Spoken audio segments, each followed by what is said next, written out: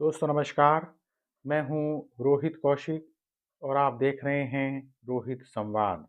दोस्तों, किसी भी खेल के मैच में भारत की विजय हमारे देशवासियों को खुशी तो प्रदान करती ही है, उनके अंदर एक गर्व की भावना भी पैदा करती है, एक गर्व की भावना भी विकसित करती है। खिलाड़ियों की मेहनत जब जीत के रूप में दर्ज होती है तो हमारा खुश और गौरवान्वित होना स्वाभाविक भी है। लेकिन जब यह खुशी और गर्व एक उन्माद में, एक हुड़दंग में तब्दील हो जाता है, तो यह सवाल उठना लाजमी है कि क्या हम इस खुशी को समाज में अराजकता पैदा करने का माध्यम बना रहे हैं? क्या मैच जीतने की खुशी में सड़कों पर हुड़दंग करना और अराजकता फैलाना उचित है?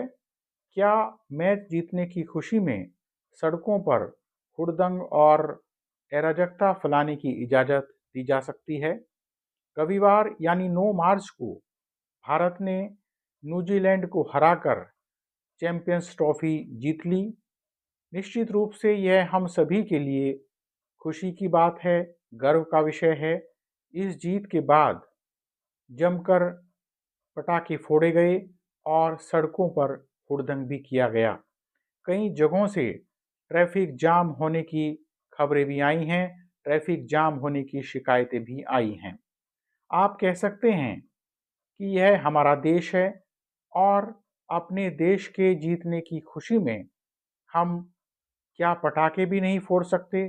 क्या अपने देश के जीतने की खुशी में हम अपनी भावनाएं भी व्यक्त नहीं कर सकते? निश्चित रूप से हम यह सब कर सकते हैं, लेकिन हमें यह भी ध्यान रखना चाहिए कि यह शालीनता के साथ हो। शालीनता को हटाकर ऐसी अभिव्यक्ति न हो। वास्तविकता तो यह है कि जब हमारी टीम किसी भी देश से मैच हार जाती है, तो यह समाज ही हमारे खिलाड़ियों को गाली देने पर उतर आता है। अति हर चीज़ की बुरी होती है। हमारा व्यवहार ऐसा होना चाहिए कि नहीं तो जीत पर ज़्यादा खुश हुआ जाए और न ही हार पर इतना दुखी हुआ जाए कि हम खिलाड़ियों को गाली देने लगें। हम अक्सर यह कहते हैं, यह देखते हैं कि स्वतंत्रता दिवस और गणतंत्र दिवस पर अनेक युवा तेज रफ्तार में स्कूटर और मोटरसाइकिल पर सड़कों पर पूरा हुड़दंग मचाते हैं और उस दिन पुलिस वाले भी चुपचाप खड़े होकर यह सब देखते रहते हैं। जरा गंभीरता से सोचिए कि क्या इस तरह का व्यवहार उचित है? क्या इस तरह का व्यवहार न्याय संगत है?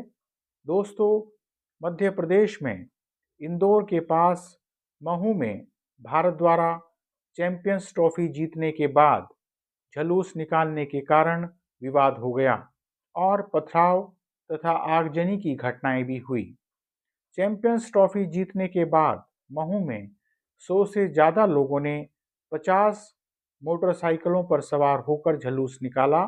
इस दौरान जब जुलूस जामा मस्जिद के पास से गुजरा तो दो पक्षों के बीच विवाद हो गया, जिसके बाद पथराव की घटना हुई। पथराव की घटना के साथ कुछ लोगों ने गाड़ियों में भी आग लगा दी।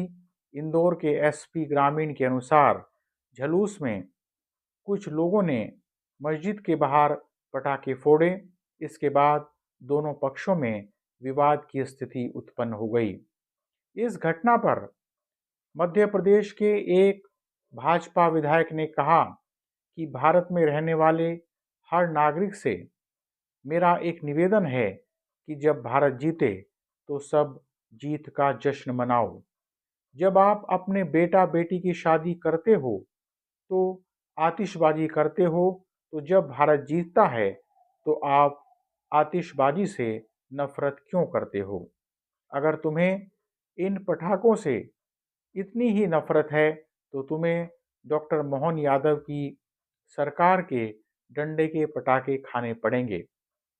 अगर एक विधायक इस तरह की भाषा का इस्तेमाल कर रहा है तो आप यह सोच सकते हैं कि इस मुद्दे को किस दिशा में ले जाया जा रहा है।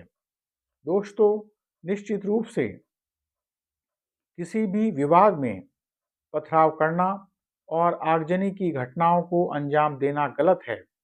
ऐसे लोगों पर कड़ी कार्रवाई होनी चाहिए। लेकिन सवाल यह है कि मस्जिद के सामने पटाखे फोड़ने की ज़रूरत ही क्या थी? यह रमज़ान का महीना है। ऐसे मौके पर तो मस्जिद के सामने से शालीनता के साथ निकलना चाहिए था।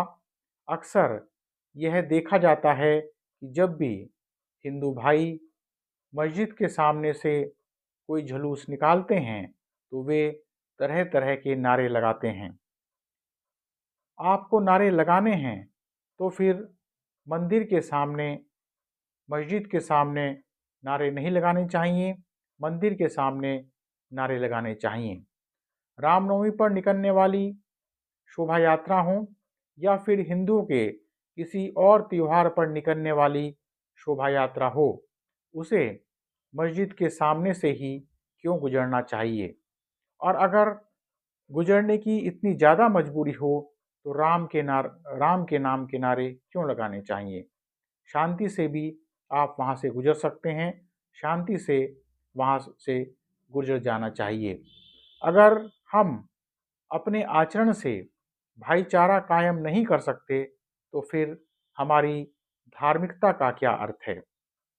अगर हमारी धार्मिकता दूसरों की सहूलियत भी नहीं देख पाती है तो फिर हमारी धार्मिकता का क्या अर्थ है? अगर हमारी धार्मिकता किसी भी तरह की कट्टरता पैदा कर रही है तो फिर हम इंसानियत के धर्म को नहीं मान रहे हैं, हम इंसानियत के धर्म पर नहीं चल रहे हैं। धार्मिक कट्टरता चाहे मुस्लिम भाइयों की हो या फिर हिंदू भाइयों की हो, हर तरह से गलत है। हर तरह से धार्मिक कट्टरता का विरोध होना चाहिए।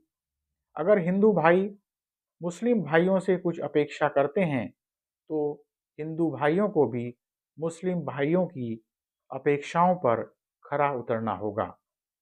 दोस्तों, यह देश हिंदुओं का भी उतना ही है और मुसलमानों का भी उतना ही है। क्या दोनों ही तरफ से ऐसे प्रयास नहीं होने चाहिए कि जिससे देश में भाईचारा कायम रहे? सिर्फ राजनीति के लिए देश को कब तक सांप्रदायिकता की आग में झोंका जाता रहेगा? बहरहाल, आज इतना ही। आपसे विनम्र निवेदन है कि आप हमारे यूट्यूब चैनल रोहित संवाद को सब्सक्राइब करके और हमारे फेसबुक पेज रोहित संवाद को फॉलो करके जन सरोकार की पत्रकारिता को अपना समर्थन दें। बेल आइकन भी दबा दें ताकि जब भी हमारी नई वीडियो अपलोड हो तो आपको उसका नोटिफिकेशन मिल जाए। इस वीडियो को लाइक कर, शेयर कर और इस वीडियो पर कमेंट कर भी आप हमारी आवाज़ को बुलंद कर सकते हैं। बहरहाल, आज इतना ही। जल्दी ही मिलेंगे एक नए मुद्दे के साथ। नमस्कार।